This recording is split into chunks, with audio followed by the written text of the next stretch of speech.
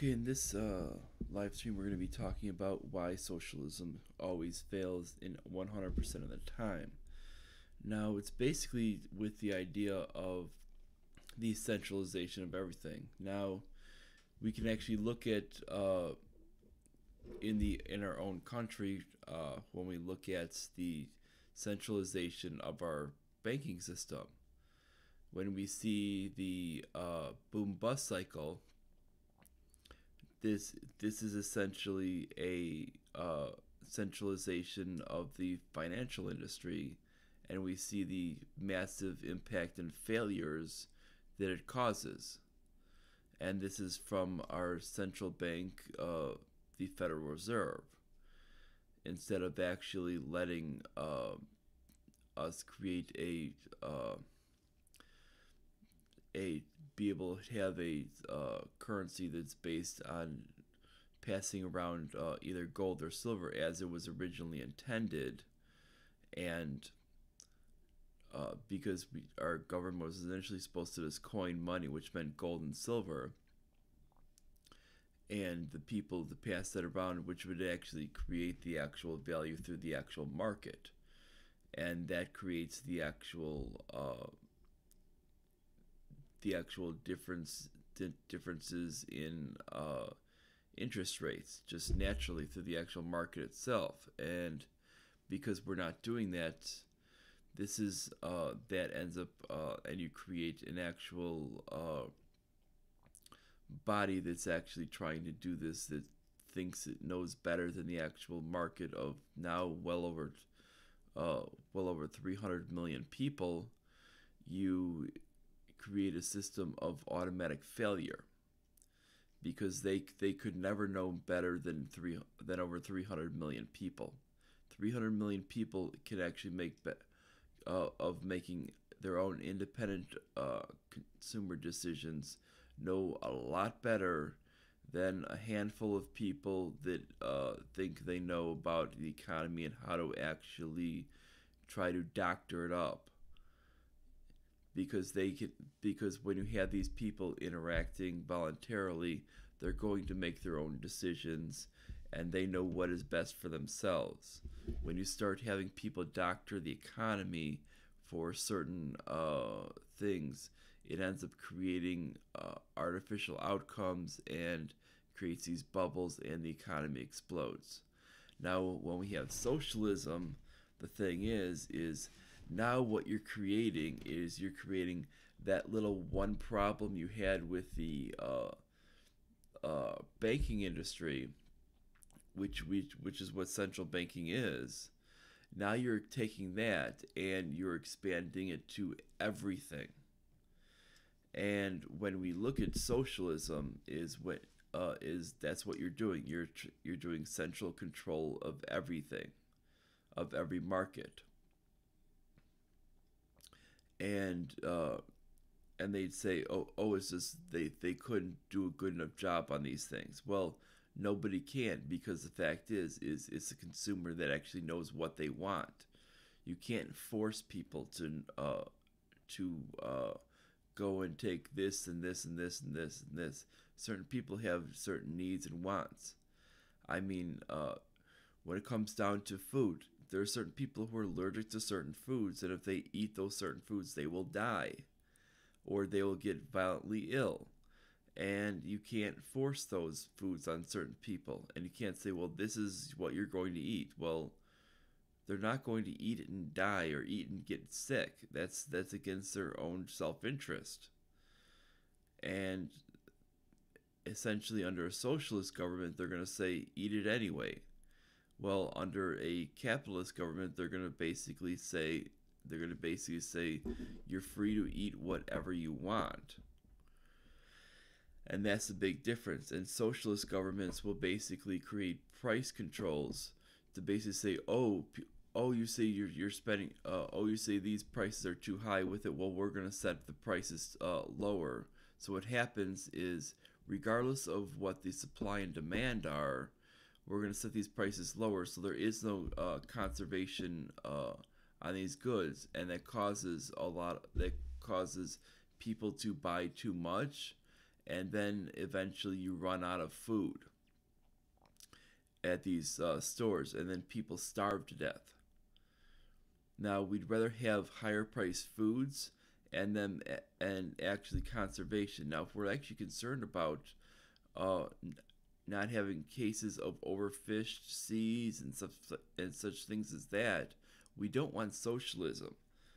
Socialism will actually state that we can overfish the seas because they won't even care about that. That's not a pro environmental government system. That's why we've seen past socialist regimes that have been, when you look at their actual countries, they're actually very, very filthy systems when it comes to the environment. And then when it comes down to the seas, they will overfish them big time. When you look at capitalist systems, they don't want to overfish the seas because that's number one, their technically their property that they're going after for their livelihood, and number two is if they overfish, they're not going to essentially have the ability to earn a living later on down the road. They need that. That's how they make a living. That's the actual difference between capitalism and socialism. Is socialism, they won't care. They'll be told to bring in as much as possible because they need to feed all the people, and they're going to be told that. And that's in socialism. In capitalism, they're going to essentially say we need to conserve this actual species because there's not going to be enough later on down the road, and I can't make a living if this species is wiped out. And that's the whole difference that people need to understand. And people don't look at that in a reasonable manner. They're actually looking at it in a very, very irrational manner, and that's what's happening out there. And so what they're doing is they're saying, oh, socialism's good. Well, no, what they're doing is they're saying is they think that they can get all these free things with the benefit of capitalism, and that's not how socialism works. Socialism is basically what it is. It doesn't matter what you want to call it. Within people are going to say, "Oh, it's not like socialism. Socialism is democratic socialism." It's the same thing because out in Venezuela they call it democratic socialism, and then they want to claim that the Nordic countries are socialism. No, first of all, Sweden is not socialist anymore. Sweden has actually reformed itself because of economic failures, and have now, since the 1970s, have become a capitalist nation. And they've actually gotten rid of so many regulations that they've actually gone in the opposite direction. So much for that. We want to be like Sweden. Well, you want to be like Sweden, you need to go in the opposite direction. You actually need to start. Following with some things like what Trump has been doing, and you need to tell Trump to go a little bit faster on repealing regulations. You need to tell Trump that we don't want universal health care. We want independent health care, and then we want to basically we want to start going in completely in the opposite direction, and we want individual liberty. And frankly is that we want to basically go in the opposite direction of what people like Bernie Sanders have been stating. So Bernie Sanders is going to have to go in the opposite direction if he wants to be like Sweden. Sweden is completely in their economy. They're completely opposite of what we've been going after. They're more like Singapore and Hong Kong than they are like the United States. They're a lot less regulated than we are, and that's what's put them a lot higher up on the list in personal freedom.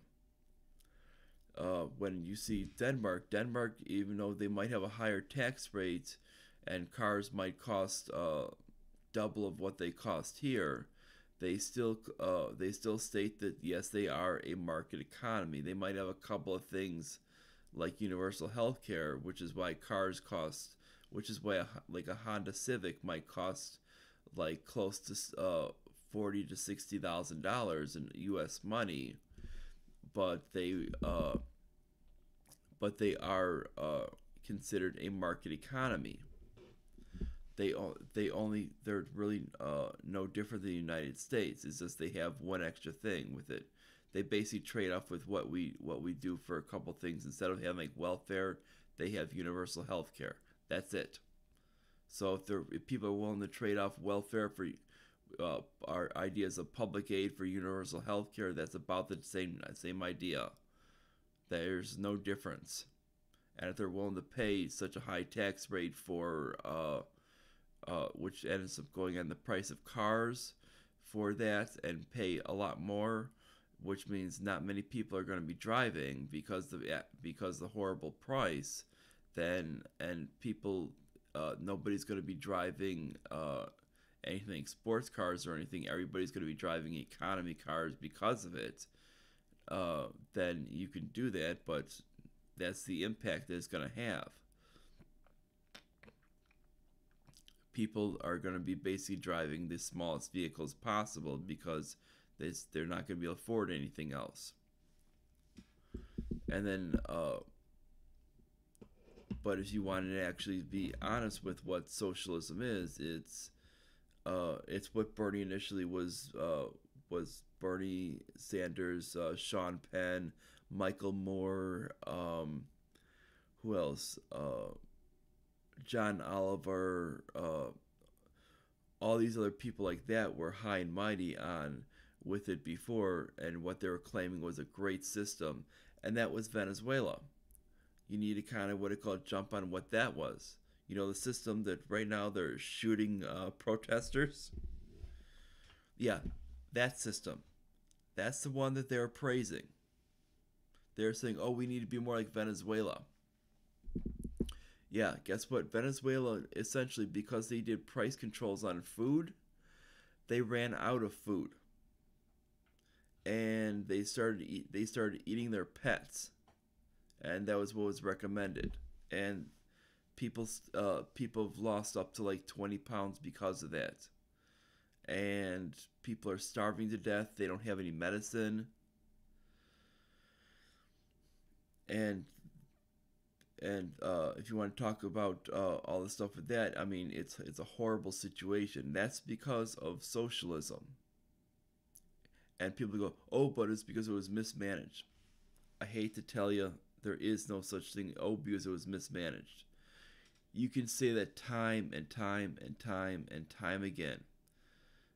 You can state that it was mismanaged, but the fact is after every single instance, we need to explain that it's not because it was mismanaged. It's because this is the actual outcome. When you centralize things, people number one, people in centralization do not know better than the actual market itself. The actual individuals making their own free choices know better than the actual people that are trying to choose for them. That's number one. Number two is that basically is you have to understand that this system is not about helping people. It's actually about a concentration of power.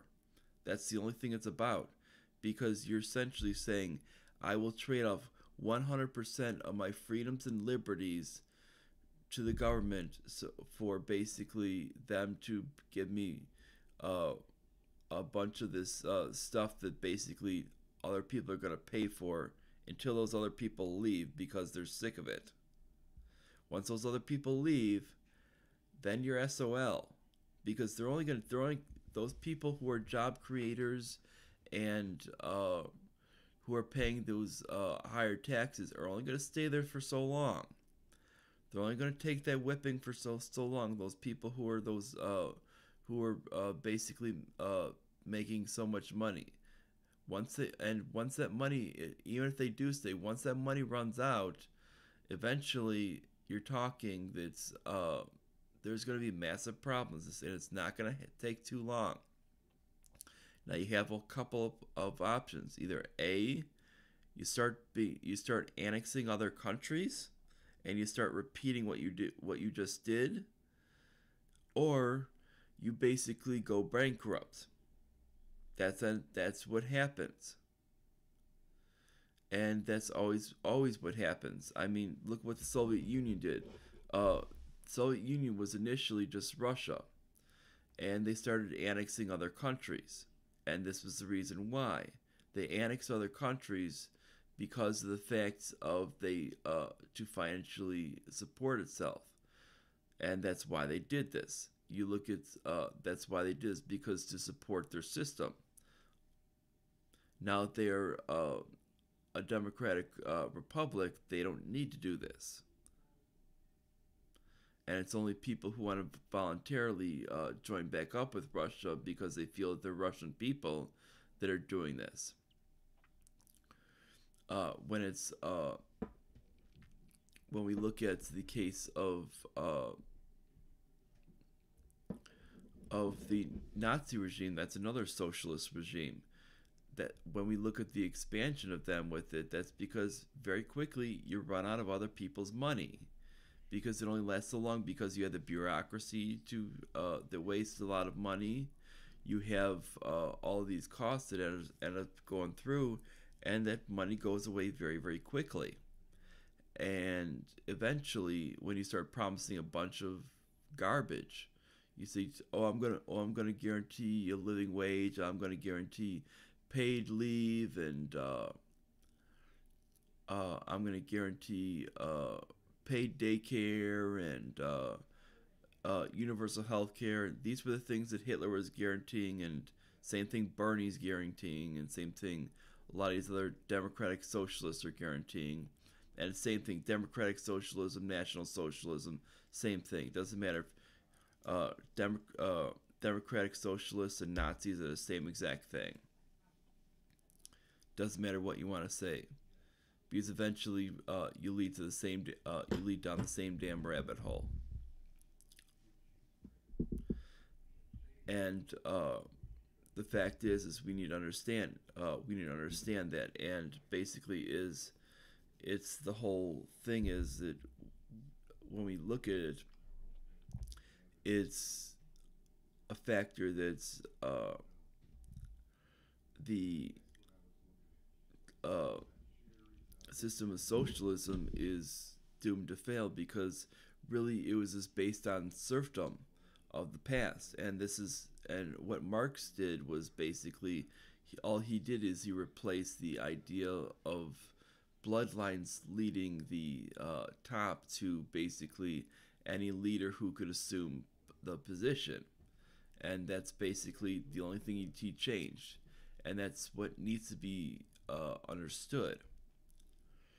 And that's the only difference between what was done with Marxism, which is what you're going to find with socialism or communism as well, is that there's no difference between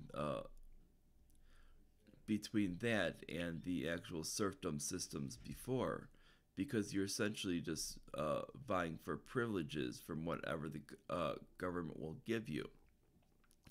What makes capitalism different is you don't have privileges from the government, you actually have rights. They cannot steal those rights from you.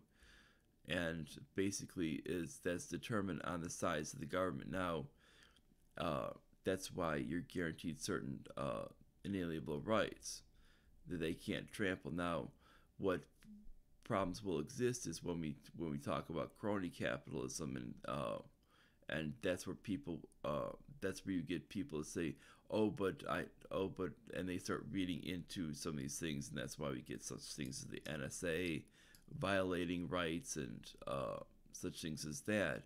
Well, these were actually created because of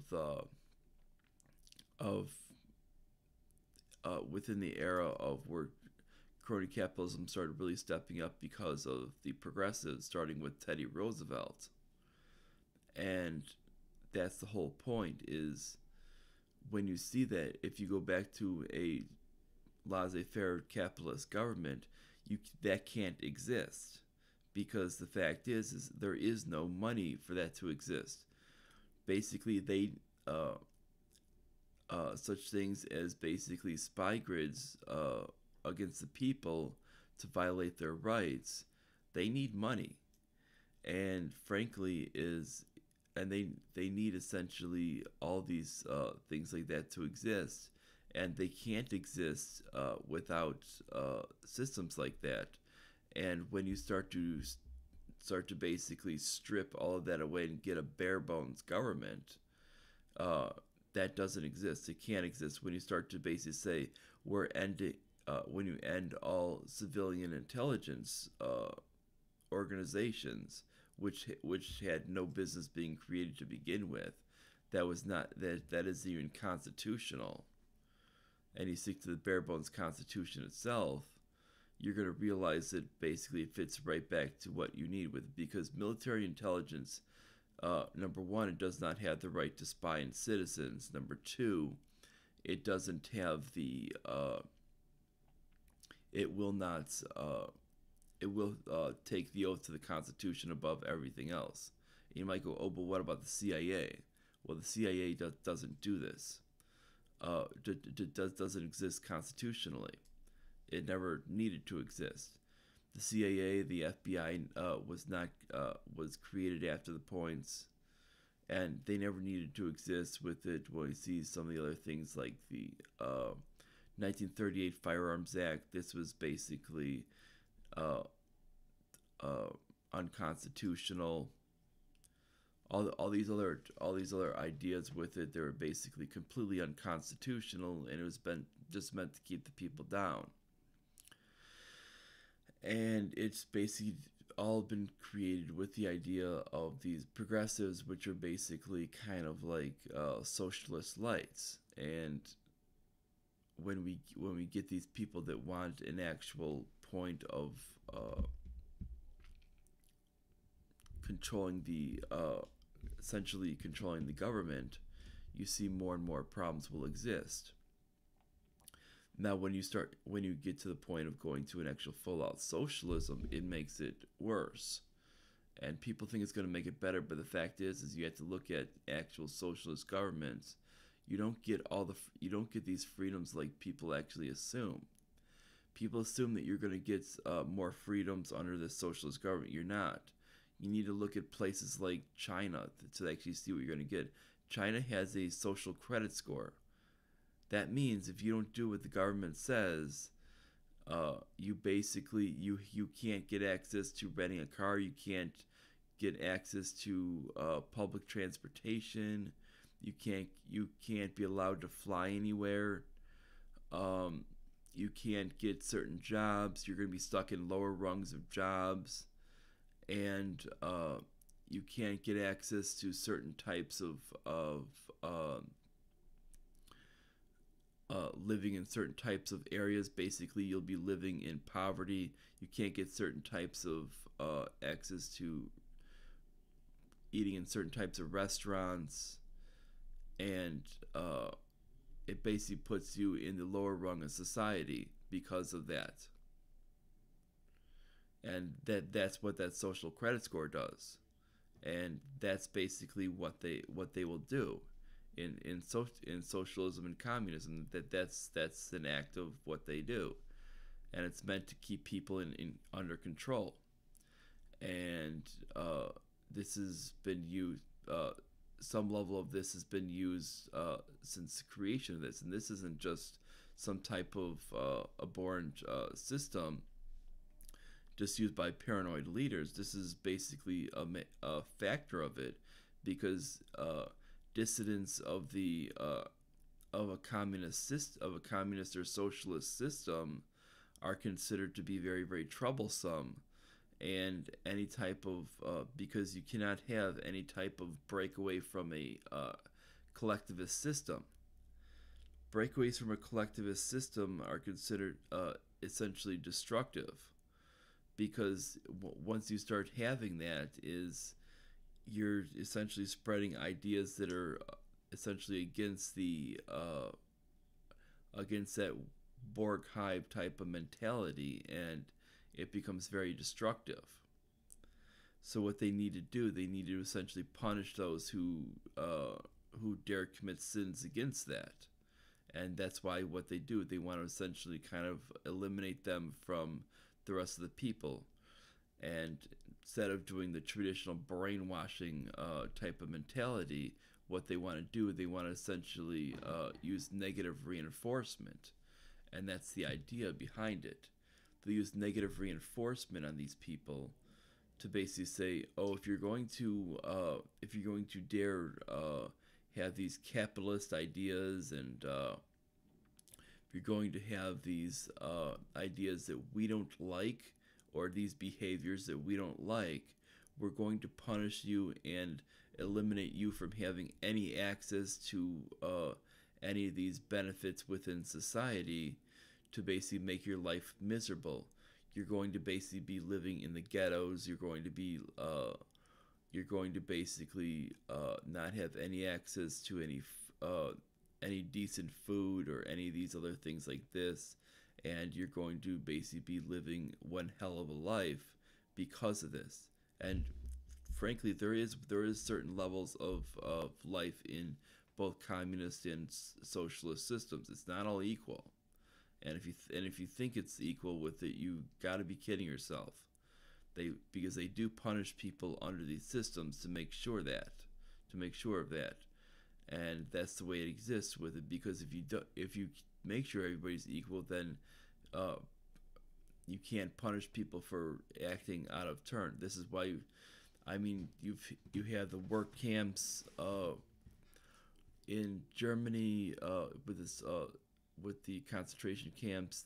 There was not just for Jews, it was also for political dissidents. You also had the gulags in the Soviet Union. They do this all the time with these different countries, and it's just naturally it's to keep people in order with it. So basically, that's what you're asking for when you go with socialism. When you go with someone like Bernie, you're essentially saying, "Hey, put these people I disagree with in work camps." That's all you're doing. You're saying put them in concentration camps. Put these people away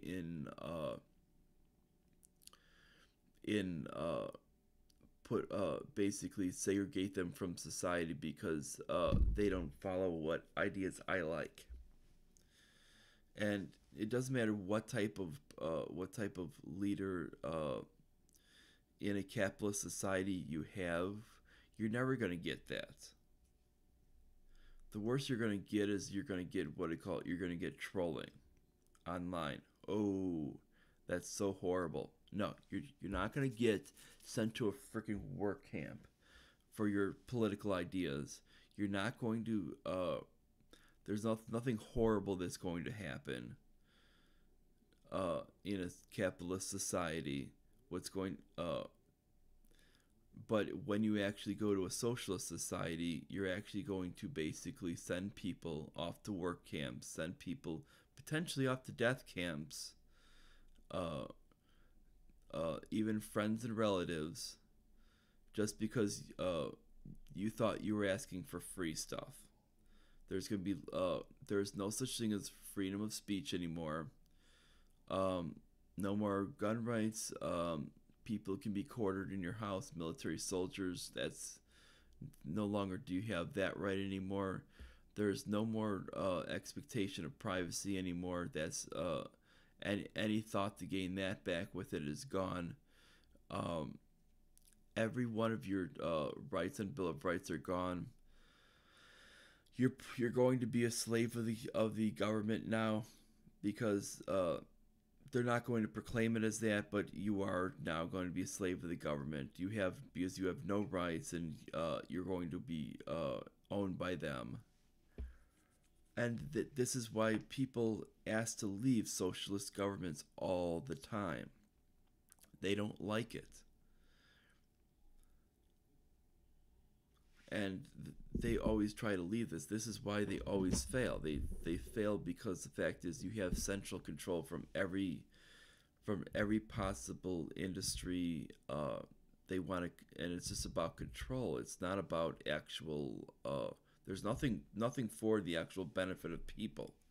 It's just for the actual benefit of control and dominance. And this is what needs to be understood. And they try to actually control from the top. It's basically you're taking the idea of Keynesian economics and you're basically kind of putting it on steroids. And they really don't even understand how that even you're actually trying to apply that, and that is a massive failure. And we've seen how many times that fails, and they use that in this country, and we see how much of a boom bust cycle we get in this country, and what massive toll that takes globally. Because we have the world reserve currency, so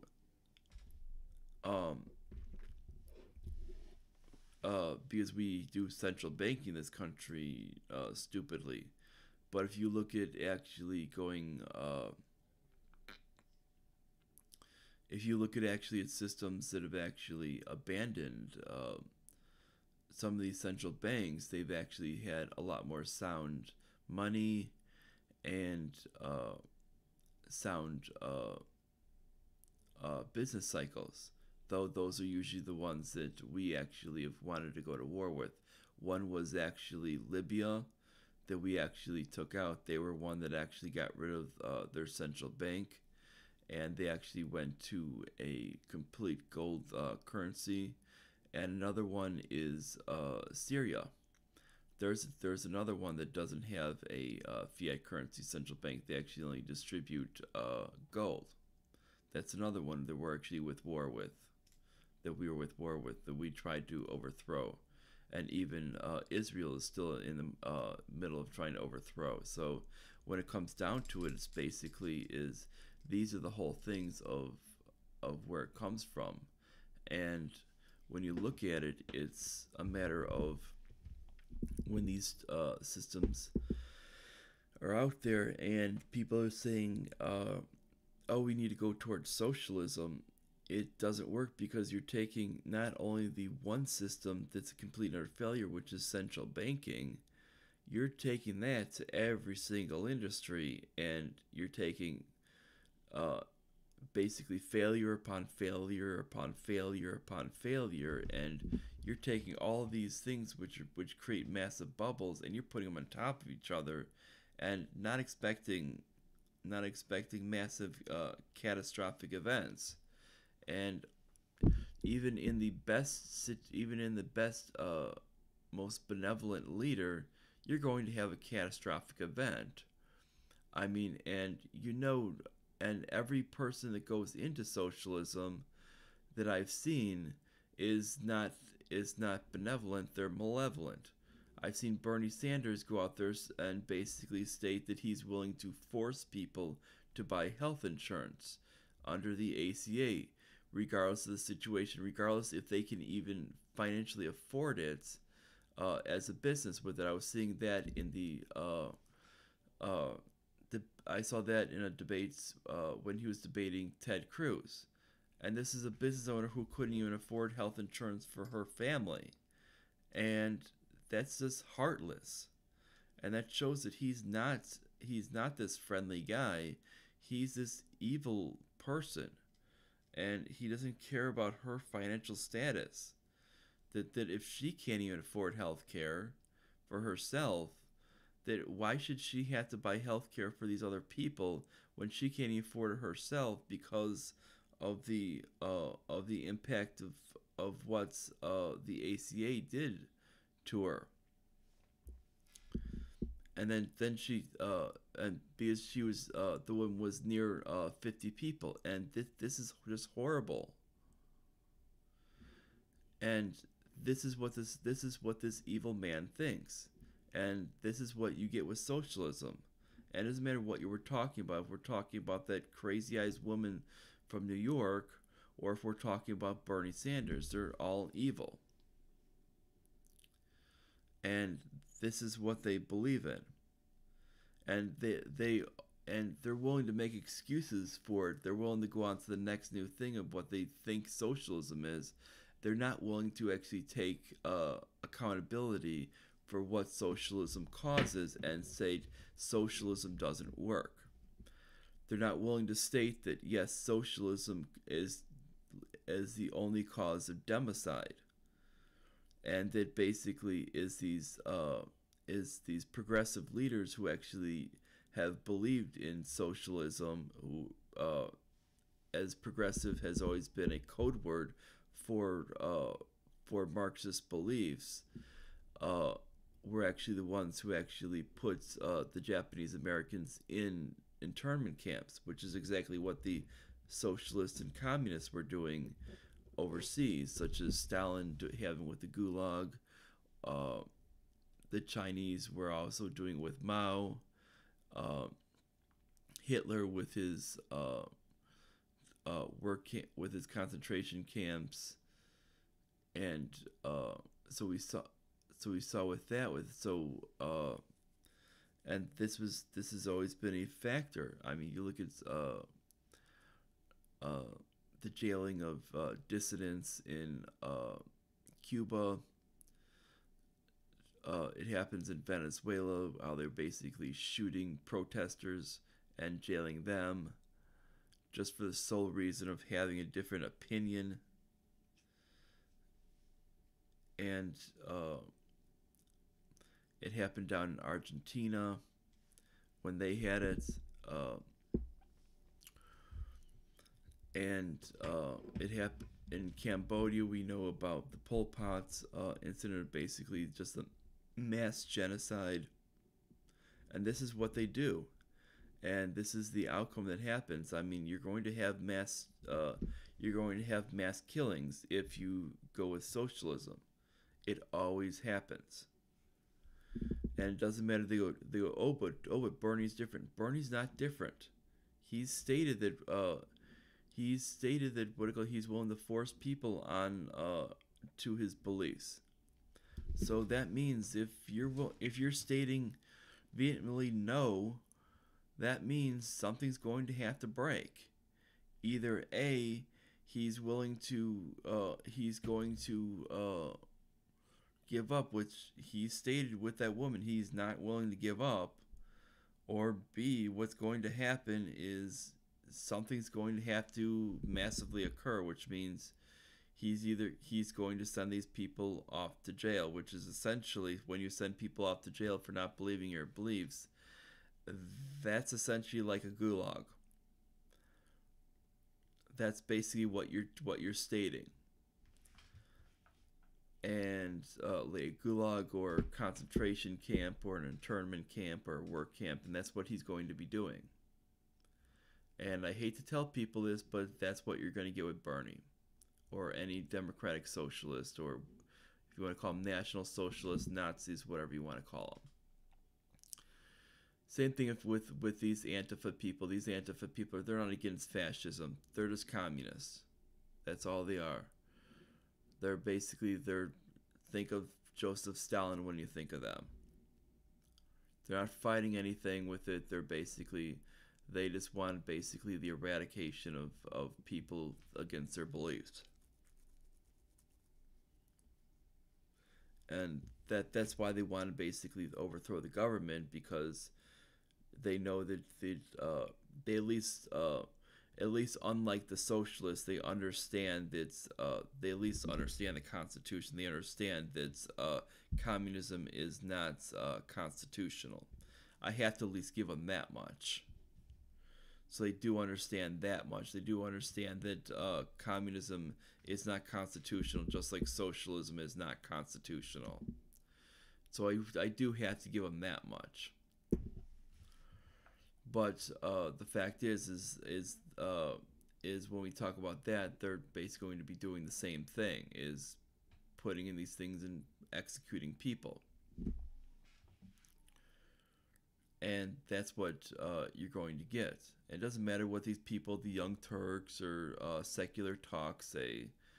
All these morons out there are going to say, oh, Bernie cares about people. No, he doesn't. And trust me, there's been no bill out there that Bernie doesn't like. He'll sign anything with it, as long as it means spending money. Oh, we can bomb brown people. It doesn't mean spending money. Doesn't mean doesn't will it bomb brown people in the end with it? Oh, sure, I'll spend it. Is it something for war with it? Right now with it? No, no, no, no. I don't want that with it because that'll actually make me look bad. But as long as it's what it called for selling off bombs with it, I'll sure as hell put my name on it. Because he'll sell weapons. He'll sell weapons to anyone. You look at his record. He'll sell weapons to anyone. But then when it comes down to it, is what he'll object to selling weapons to anyone later on down the road. You look at on the Yemen war vote. He objected to the Yemen war vote. Yet even after the objecting to the Yemen war vote, still votes to sell weapons to Saudi Arabia. Now something's a little funny there. This shows that basically he's willing to rubber stamp any sales of money. He also was objected to the president considering leaving the leaving NATO.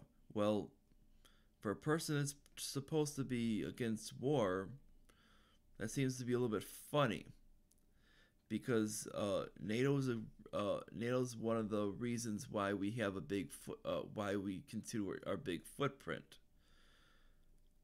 We wouldn't have this big footprint if it weren't for NATO. You eliminate NATO, and you're pretty much going to eliminate the reason for the big footprint. That's the whole thing. NATO's the one that basically states we have to pretty much be policemen of the world. You eliminate NATO, you eliminate pretty much the reason for the big footprint, and it's going to be a big aid to that. Well, he's pretty much voting that the president can't pull out of NATO. And when he's stating with it that he wants to basically reduce our footprint, well, how the hell is he going to do that? Well, this is where we see that he's no different than any other socialist, or definitely not different than Hitler himself, in that Hitler was very, very expansive with his military. So he can make statements now with it. Hitler didn't act like he was going to expand his military at first either. If you look at Hitler's statements at first, he looked like he wanted peace. Well, that was certainly not the case. Hitler wanted to expand his regime, and was very, very nationalistic, was very, very protectionist, and we see the way he was with it. No different than Bernie Sanders. Both socialists, both very much dedicated to socialism. Both have the same ideologies, and we see that both of them wanted to force their ideologies on it, and both of them have actually declared specific enemies of the state, and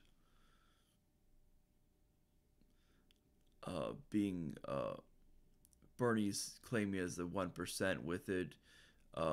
Hitler claimed as the Jews, but the Jews were considered as the upper 1% anyway. So it's the same legitimate reason. It's the same legitimate group. So we're swapping one for one.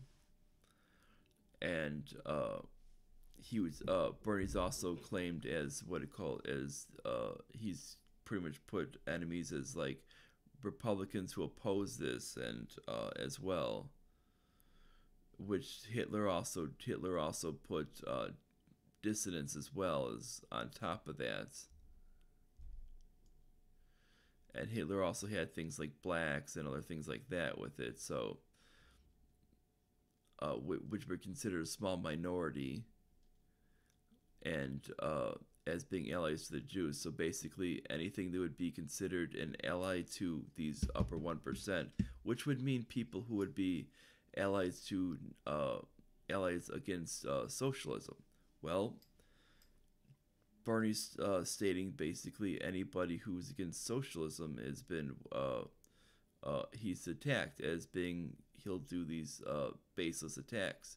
And if you look at Hitler with it, he would use these same type of attacks and as saying that's anti patriotic, and he would do these bases. He would do these things as saying it's against the country and blah blah blah blah blah.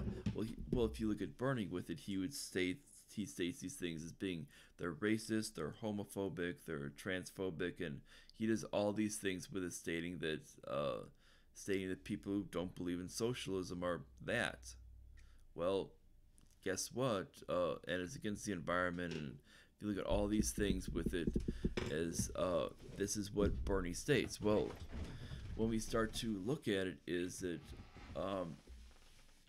Bernie Sanders is nothing more than a facsimile of Adolf Hitler, and this is what needs to be understood. And when it comes down to it, is this is when we see this is you see this countless times, and this is why these systems like this fail. And you're always going to find these systems failing because of it. And you can't just say, oh, but that was because they did it wrong with it when it comes to socialism. Socialism doesn't fail because they did it wrong. They did it right every single time. And it's not going to be considered as they did it wrong, because the fact is they keep doing it right. It's just a matter of the system sucks. That's the whole thing. The system sucks.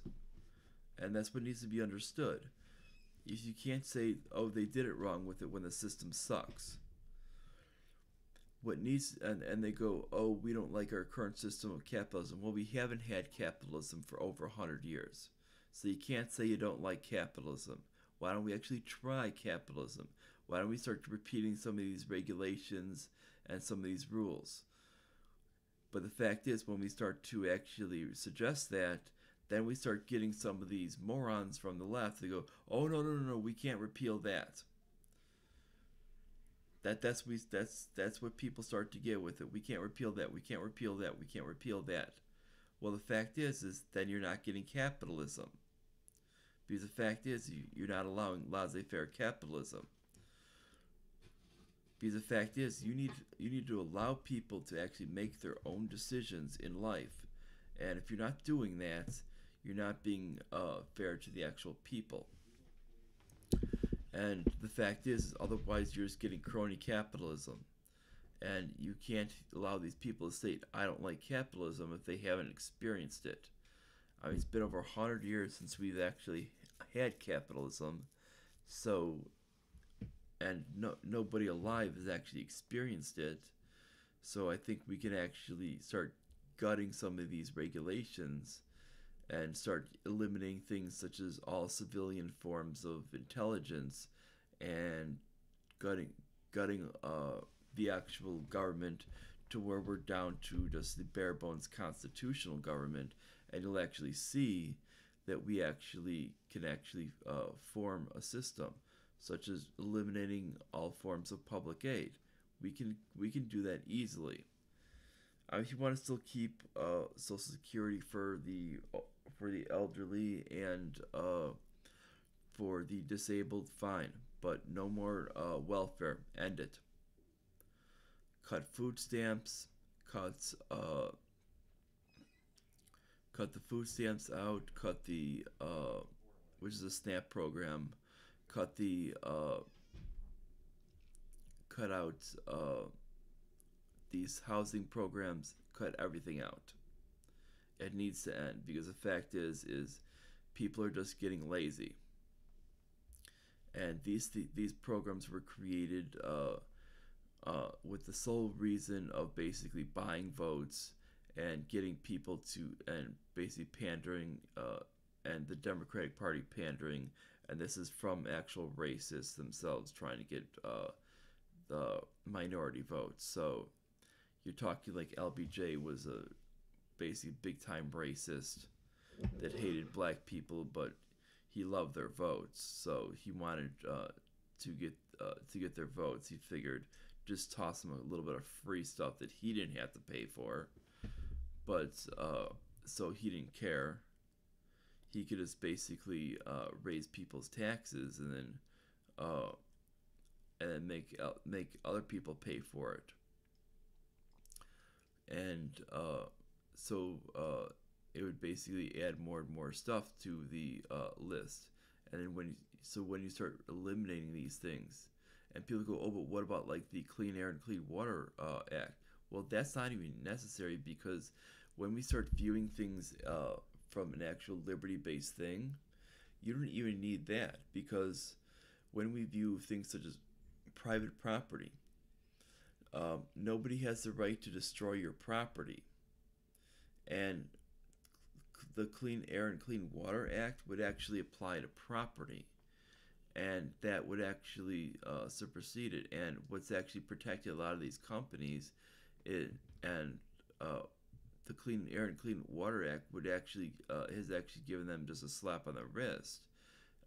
Such things as destruction of private property through that would actually make it a lot more lucrative in the courts for these people to actually get the return of what their actual destruction value was.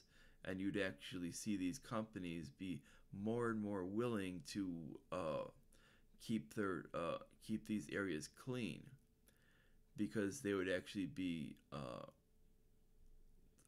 in a big incentive not to pollute the regions. Now there'd have to be proof with it, because you couldn't state that carbon's a pollutant. Well, carbon's not a pollutant, because you would have to prove something that's not natural to the region as something that you're polluting the air or something. You'd actually have to make a legitimate case of something that's an actual real pollutant. But when it comes down to it, it would make you could actually make cases then in court, and it would be very, very very damaging to these companies.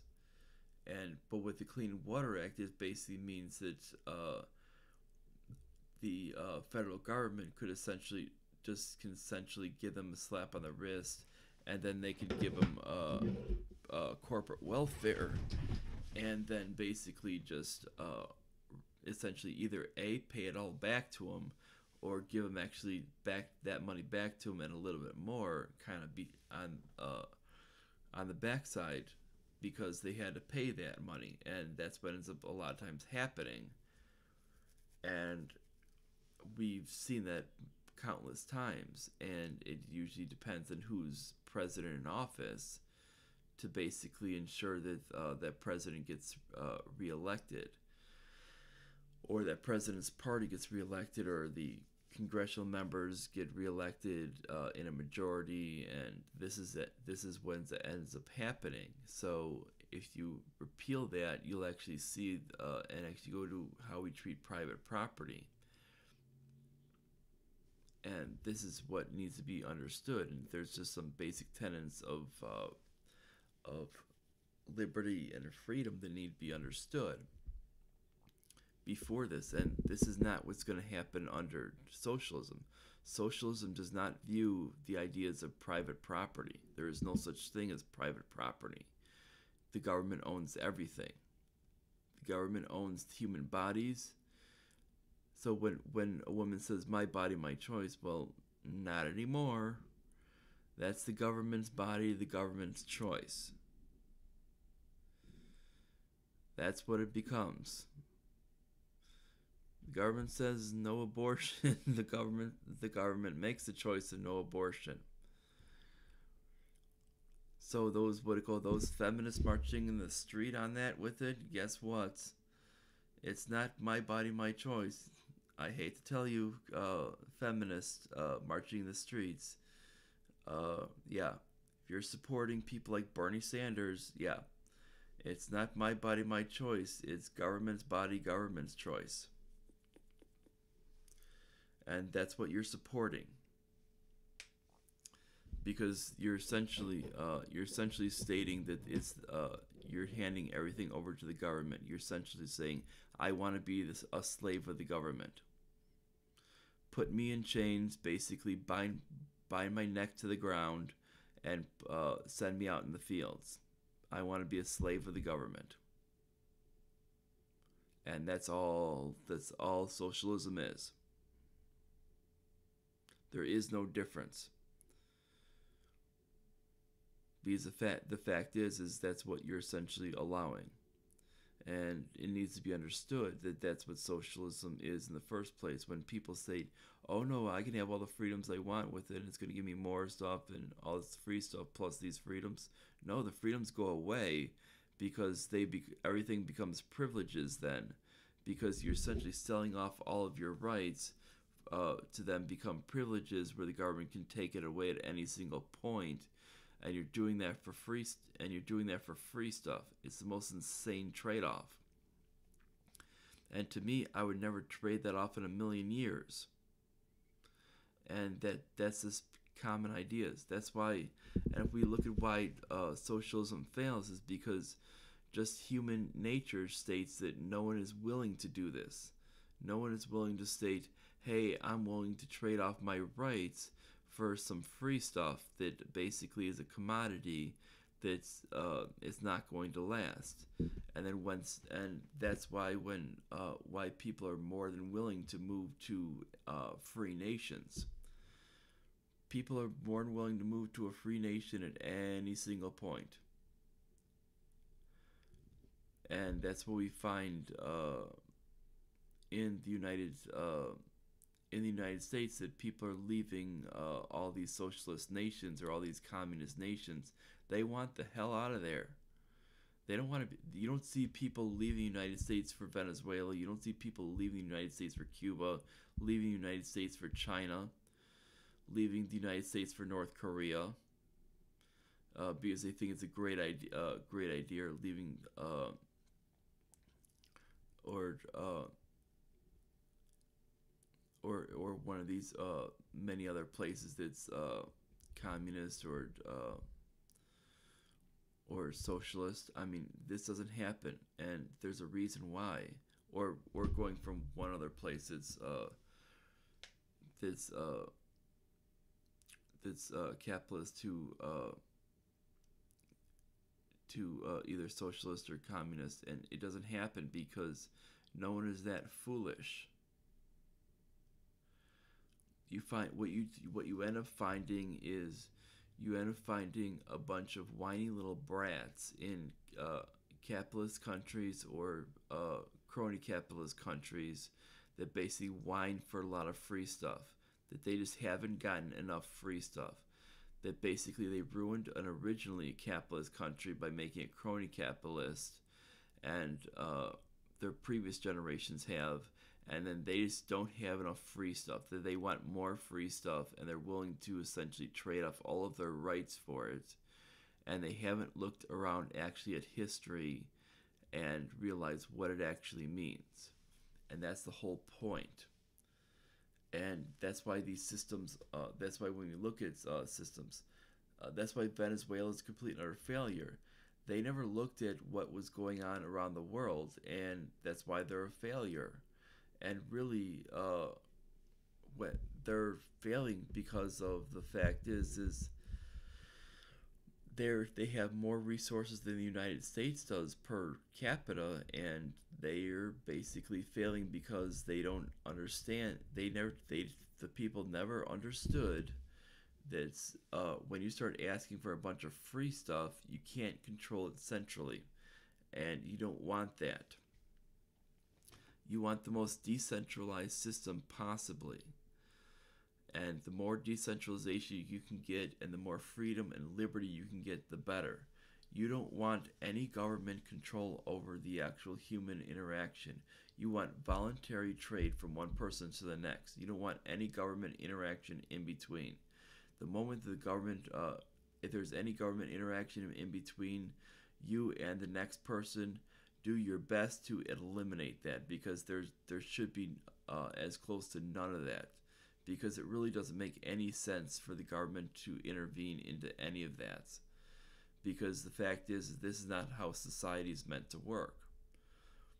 And this is the way, when we realize this and go to essentially a laissez-faire capitalist society, you'll actually realize that. And that's why those systems that are closer to that are successful, and those that are going closer to communism and socialism always fail. You can't fail by centrally controlling a society, and you all you do is you create complete and utter turmoil. And that's about it with it that I've pretty can go over with it. I mean, it doesn't really take much of a genius to figure this out. If you like this, like, subscribe, click on the notification bell,